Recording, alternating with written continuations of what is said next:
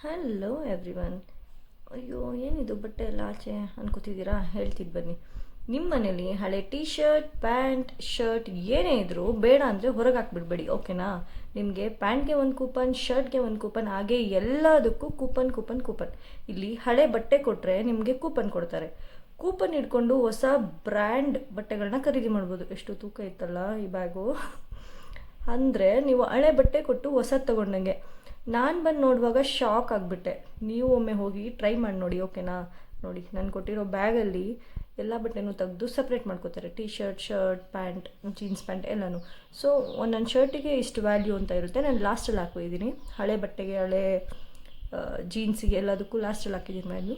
ತೊಗೊಂಡು ಫೈನಲಿ ನಮಗೆ ಎಲ್ಲದಕ್ಕೂ ಒಂದೊಂದು ಕೂಪನ್ ಕೊಡ್ತಾರೆ. ಆ ಕೂಪನ್ನ ನಾವು ಒಳಗಡೆ ಹೋಗಿ ಹೊಸ ಹೊಸ ಬ್ರ್ಯಾಂಡೆಡ್ ಬಟ್ಟೆ ತೊಗೊಳೋದಕ್ಕೆ ಯೂಸ್ ಮಾಡ್ಬೋದು. ಟರ್ಮ್ಸ್ ಆ್ಯಂಡ್ ಕಂಡೀಷನ್ಸ್ ಇರುತ್ತೆ, ಆದರೆ ನೀವು ತಿಳ್ಕೊಬೇಕು. ನನಗೆ 3500ವರೆಗೂ ಕೂಪನ್ ಬಂತು.